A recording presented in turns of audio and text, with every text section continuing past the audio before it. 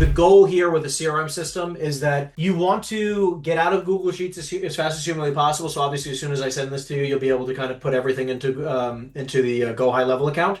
But the Mhm. purpose here is, for me, is really just two things, really. Organization number one. Number two is, so I would say easy or simple task completion, which is essentially just, if anyone I have to follow up with, it just has a task for me to call them. I got to call them, right?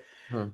And then last but not least, I always like to make sure that you're able to do, again, follow-up sequences. So these are the three things for a CRM system, right? So anything that you get CRM wise, which you'll be able to do all three of these inside the CRM system. But the point of it is like organization number one, when you're doing organization for your CRM, one, you want to make sure you just have all the right tags, buyer, seller, many different asset classes, whatever asset class it is. And then you would also want to make sure that you also add them to the right stages, right? So a stage, which is already in there, which is basically just like the quality of the lead. I have like we have multiple different stages. You got a 12-month campaign, which is basically like they're never going to sell. Like this is like your super long-term follow-up. You have a 90-day campaign, which is basically anybody who's going to sell within the next 12 months or less. And then Oh. everything else on top of everything else is it going to be like a hot lead or an active deal, right? Which you should just be following up with appropriately. Like they only go in so many buckets, right? But you'll see all the stages. You can kind of just move them as necessary. So yeah, currently right now, that's what I'm doing on the Google Sheets. It's a lot more to be organized on it because you have to For flip sure. back, go ahead and put them in, and then on the Google Sheets you get lost too. It's not sort of a simple.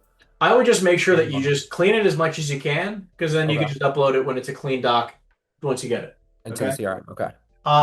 The biggest thing that I just want you to think about though when you get into your CRM is that I just want you to be as like once you get into the CRM, which is obviously going to change the way you do business, right? Because like your process is going to be different. So instead of uploading it to Google Sheets, you're going to be uploading into your CRM. So just make sure that you understand that like it might take you, let's say, 2 hours the first few weeks worth of Get extra used to the time system. to Yeah. get exactly to acclimate Okay. to it. But over the long run, it'll be infinitely better for you. And that's the same thing that I'm probably gonna do for the other thing that you had sent over, which is like the MC tracker, Yeah, right? again, it's going to take a moment to get used to it, but I would just say like you have to track your metrics. And obviously, the cool thing about Go High Level is that everything's kind of tracked automatically. But the metric tracker that you have there specifically is when you don't call through Go High Level, right? You can pay extra to utilize the Go High Level account to even have your own phone number and all this extra stuff. I mean, those are all additional stuff through Go High Level, not through something that I created.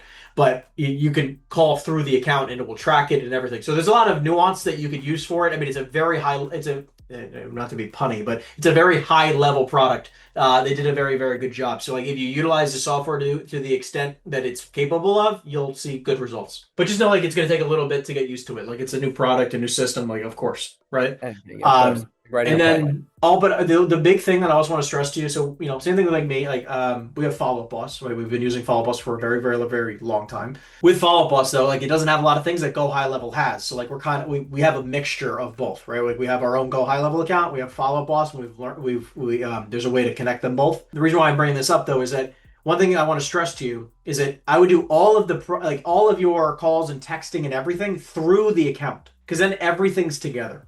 Because the Mhm. problem is that there's like it might be a little bit of extra money. So like in your CRM system versus your phone, right? What a lot of people do is that they're like, oh, okay, got it. So like I can update notes, I can, like whatever, anything that's like, tracking or like wanting to like, plug in information, add a lead, whatever, like they'll do it over here. But when they call, they use their phone. When they text, they use their phone. When they email, they use their phone. The problem is that this isn't synced together, Mhm. right? So all of a sudden, like you're like, oh, well, you're in your CRM, like, well, what was that text I sent? What was that phone call about? Well, like, you don't know.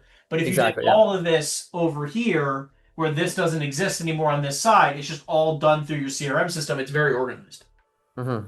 Okay. So like any point in time on a lead, I can look back in our CRM system and be like, oh, what did my agent, how did the call go? I can actually I can Is listen there to an the app? call. Is there an app that I could download onto the phone so I could just do it through the phone, or do I have to just take out my computer So every single time? you'll see in the CRM, again, it's a little bit of extra money through them, but you're Yeah. able, when you click call like when you click call, it will sync with your phone. So it'll go to your Okay. phone and then you call them. Hmm. Okay. Texting you just do right through there. All right, perfect. right? But it's just like instead of using your phone, and like, you'll get an app, so you'll be able to use an app, and you can just text and call all you want. Okay. Okay. Um, but yeah, for the CRM system, like that's what it's for, right? Like, so if you use it, the way it's built, it will make your life a lot easier. I could have told you in 2 seconds, like, look, and using Google Sheets will only get you so far. Especially like, look, you're obviously already seeing good results in your business, and in order to Mhm. get to great results, you need to treat it like a business. And like, okay, obviously, I need a CRM system. I need some other softwares to make this more of a business, right? Yeah, exactly. Um, all right, let's dive into the One buyer second, and seller actually, one list. second too. I'll show you actually what I've been using as Sure. my tracker. I was brought up in the old school, so this is what I've been using. And then once we close them, we put them on, and then we go ahead and go. I just want to show Um, you that you could use a digital version. yeah. Right. So But I love it, dude. now Like, look again, using a tracker of any sort is better than no tracker. yeah. So buyer and seller call, like, what do you mean by buyer and seller list? All right, so the next thing was working on my buyer and seller list. So it I guess I had to do a little bit more with the CRM and actually tracking them because I am pretty good on the phones. I haven't the way of I think last time we spoke about it, the way I generate my business mostly relationship based and networking. Sure. But I have been converting back over to or reverting over to cold calling, and I've been pretty good on the conversions on cold calling. I don't really get nervous. I'm not really, I'm pretty quick on my feet to be able to speak with them, and I'm pretty comfortable with the commercial space. So it's not Great. like it's hard to go ahead and get a good buyer seller leads. It's just once I do produce them, it's hard to go ahead and continue keeping up with them because, if you're generating one or two leads a day and A 15 don't. CRM is gonna, I'm telling you, it's sort of like, do you use an auto dialer when you're making your calls or just hand dial? Mojo, yeah. Yeah. Okay. Yeah. Basically, what you're experiencing with Google Sheets in the organization and trying to keep up with everybody is the same thing when you speak to somebody who's not using an auto dialer and trying to make cold calls. Hmm. When you use an auto dialer, you'll be like, I couldn't even imagine hand dialing again. You know what I mean? It's true, yeah. It's the same. It's going to be the same thing. Again, it's going to take a little bit to get acclimated, but you're going to be like, wow, like everything's like all my tasks are in one place. I know exactly who to follow up with and when. It'll tell you. Like it's all. That's what the software's built for, right? So you Mhm. don't lose leads anymore. So just keep in mind that like the activity of generating leads, that you're doing, and obviously like we can get deeper into like the amount of, but just realize that like the only reason why it feels hard is because there's no CRM. Yeah, that's basically what the buyer and seller list was that I was talking about because Yeah. um I do have some good lists from CoStar and I pulled some good lists Right. and it seems like they have some pretty good data on there. So it's not about that. It's just about once I do get them, keeping up with them and making sure I do keep up with them and having For them sure. Yeah, your CRM is going to well. change your life. Aside from that, I just want to talk to you about something else that I have going on right now. So I Sure. do have a much bigger deal that I have that I was able to go ahead and we've been working through the process, me and a different equity firm that was out of New York. I got this I think I sent it over to you too. It was the shopping plaza over at a Stewart. They were asking 11.9 for it. I was able to go ahead and get them down to 10.5. My people were at 10.1. Okay. And in the beginning, I had told them over the call when we were speaking, I told them, hey, I do have a broker's fee. It's 1%. They were like, okay, we're good. We're gonna go ahead and take care of you on it. I just took their word on it. I didn't really go ahead and get anything signed, but I did get a CA signed from the Stewart property. So in order to go ahead and bridge that gap, I told them, hey, I'll go ahead and give my commissions up on the seller side, and then you guys are gonna go ahead and pay me to go ahead and get that gap bridged. So officially, we came back at 10.1 or 10.2, and they were going to be paying my commission fee. And then I was giving the 2% CA that I had signed to go ahead and get them to that 10.4, 10.5 number that the seller wanted. Now that we're here, the my buyers are now saying they don't want to go ahead and pay me the whole 100. They want to pay me 25 for this $10 million deal. And right now the NOI is on it's like 801. So they're buying the deal at like a 7.7 cap It's a very at a strong. Yeah. 10.2. Yeah. It's pretty strong. 62,000 square Why feet. why did you have the seller not? No, look, again, I'm going to be Right. just blunt, talking to you like my buddy. Yeah, Okay. talk to me. That's what I Yeah. wanted to So I'm just going to be clear. I will never, ever not have the seller pay me unless I Mhm. have a doc signed. And when I like, look, I don't need the seller to have something else signed other than the letter of intent. The letter of intent is the key, right? Like because if they sign a letter of intent and then they sign a contract, right? They, like if the attorney has both, then I'm fine. Like you don't need a listing agreement or anything else like that. Like, like I don't need to have another agreement signed because you're going to go off of the letter of intent or whatever is executed there. If you have a buyer who then says they're going to pay you and you don't know this buyer and you haven't done business with them, I will never, ever say, hey, there's nothing you need to sign. I'll take your word for it ever because the difference though is this: when a seller pays a commission, it's off of it's like it's out of the proceeds, right?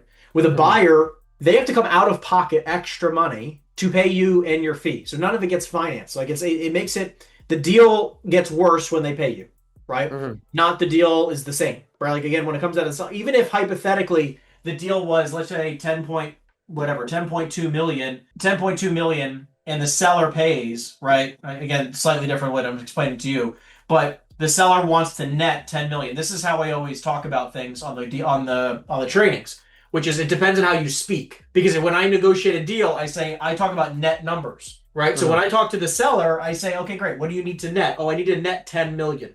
Great. When I go to the buyer, I say 10.5. That way, when the buyer comes in at 10.2, I can go to the seller, and the seller's like, "Oh, okay, listen, like I got the 200K in buffer. It's paid by my buyer, but technically on paper in the contract it says paid by seller. So I will never ever have it where it says 10 million and then it's on top. So Unless it's like my buddy who I've closed 50 deals with. You know what I mean? Who are based like on what I'm saying, do you think I should just walk away from the deal or and get a different buyer? Or so. should I? Are you in contract? We're literally under contract. We had an LOI signed, and the LOI went back to them, and Okay, then so call. What you do is you call up the seller. mhm. Do you have a relationship on any side here? Yeah, the relationship is with the seller, and then also Call up the like seller then. I've And been you say, speaking with. yeah, I would either blow up the deal. Like I would go to the seller and say, listen, here's the situation. The buyer is now not trying to pay me at all. They're not like and again, I would just tell them like, look, like I hate having conversations like this, but they're now trying to take me from 100,000, which I'm totally fine with, which is less than 1% of the deal. Okay, and they're now trying to pay me about $25,000. What I wanted to come to you, Mr. Seller, is like, hey, can you stress? We're like, hey, either they need to put this in writing that they're willing to pay me the 100, right? Or I'm gonna say I can find you a better buyer who's not gonna play games. Because if they're gonna play games with me, they're gonna play games with you.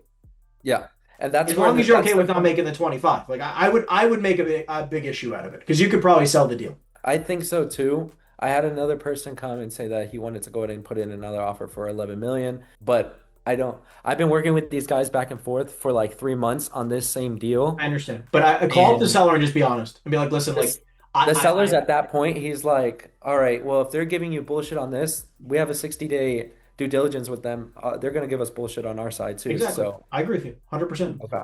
And like you get to stand up for yourself and be like, listen, like I brought you the deal and now you're trying to screw me. Hmm.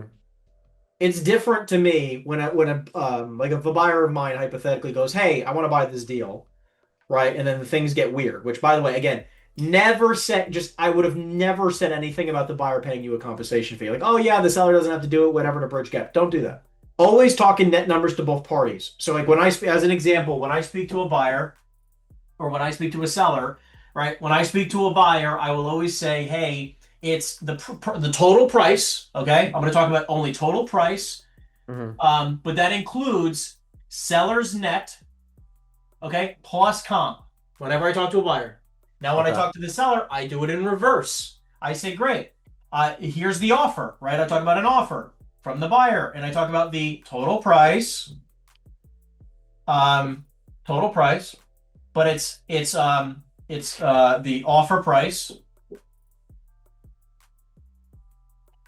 minus comp. Okay. I always talk in net numbers, right? It's a net number to the seller. It's like, hey, I just got you an offer that nets you 10 million. Okay? So he's already netting whatever he wants to go ahead and net. He Correct. already knows what he's going to go ahead and get. Correct. I always just add the room.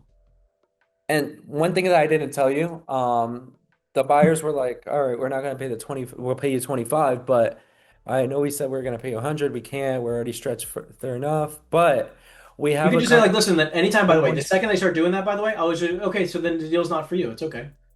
okay. I have But three I have three other buyers. He was like, "Well, we want to work with you because we've created this relationship between you and we have this other family, this billion dollar family that's behind our fund, and we want to run all the properties through you." Awesome. So I'd love to do that, but like, look, well, then we can't start our relationship off with you saying, "Hey, we're going to pay you a quarter of what you want to get paid." It's okay, like I'm not getting paid a quarter of 1%. Like, because if you're going to do this to me on this deal, why would you not do it to me in the future? This is like, you're showing me how you're going to do business with me in the future. hmm I want to do deals with you too, and I come across a lot of good off-market deals. So it's like if you want me to continue to bring you deals, I need to be paid fairly. Doesn't that make sense? Imagine yeah, if your investor said, "Hey, we want to do business with you. We're going to give you $1 billion," and then as soon as you guys find a good deal, you're like, "Actually, I'm not interested in doing business that way." How would you feel? yeah, I would feel, Yeah, it's like I don't trust you, right? yeah, I Like, would so definitely it's the same feel, thing. Like, why would I bring you another deal when the other investor, right, who's just again who wants to do business with me as well? Again, we have several. I work with several investors. I close lots of deals every year, right? They never once questioned my commission, right? and Because I I want to think work with a partner who wants to protect me, and I want to protect you. I want to mhm, win-win together. 25 grand is a smack in the face. exactly, yeah, and I didn't know. I guess I didn't have the confidence to be able to say that because this is one of the biggest deals that I'm working on now. The other one that was Yeah, the but other getting paid bigger one that I 25 did grand was is two like million. closing a $400,000 house. Yeah, that's what I told them. I was like, bro, I would make that on a $500,000 sale. Like this is Exactly. 10 Yeah, million. but that's why. So like I Look, deserve to get a stand case up of for one. yourself. It's okay. So I'm gonna definitely go back to them. They sent it over. I'm gonna go back to the seller first and say, hey, the deal's dead. I have to get at least a percentage off Don't of say the it. deal's dead. You don't want to speak Okay. like that. All you want to say is like, "Hey, I just want to give you a little bit of a heads up. The buyer called me up and basically is trying to renegotiate my commission. I already agreed that I would do the deal for 100 grand, and now they're trying to renegotiate down to $25,000. And I just want to be clear with you, is like, look, I can't do the deal for I'm trying to do it for about a point. Like I think that's very fair. And if they're already trying to renegotiate with me, I don't know how I feel about things moving forward. I just want to give you a heads up. Like I have a few other buyers, so if you don't mind, if I would like to continue with this buyer, but like if they're not willing to pay me 100,000, I don't want to bring this buyer to you. I have a few other people who would pay you hopefully around the same price, but also or at least net you the same number, right? How much is Mhm. he netting? He is netting 10-2? 10-2. Yeah. Okay, yeah. So it's like, look, I have a few other buyers who I can try to get to an offer that would net you the same. Essentially, he's netting 10-4 because I'm giving him the $200,000 worth of commissions that I was going to get from him. So that's what he wants to net 10-4, 10-5. So if I could bring him a buyer for 10-5, he'll pay me my two commissions, my So how 2%. is why? But I don't understand. So is the contract price 10-5? So the LOI, this is why it gets a little dicey. So the LOI is for 10-2. They want a purchase price. The seller's standing firm at 10. He was standing firm at 10-5. Now they're at 10-4. I understand. So what you should have done was just all you should have said was, listen, everything's going to be paid by the seller. Commission's going to be paid by the seller. And you should have just came in with an offer of 10.5, and then the seller was going to pay you 100. So if the buyer needs to renegotiate, they have to renegotiate price with the seller. And yeah, that's where it is. They can't come up to 10-5. I understand, but I'm saying as long as your compensation, that's fine. Mhm. That's a different negotiation though. But I'm saying it's different when it's coming out of their own pocket. Like again, you know what I'm saying? Like I don't know if the contract actually says 10.4, like 10.5, seller to pay commission, and now the buyer is saying, "Hey, I can't pay 10.5. I can only pay 10.4." I'm like, okay, well then you're going to lose a $10.5 million deal off of 100 grand.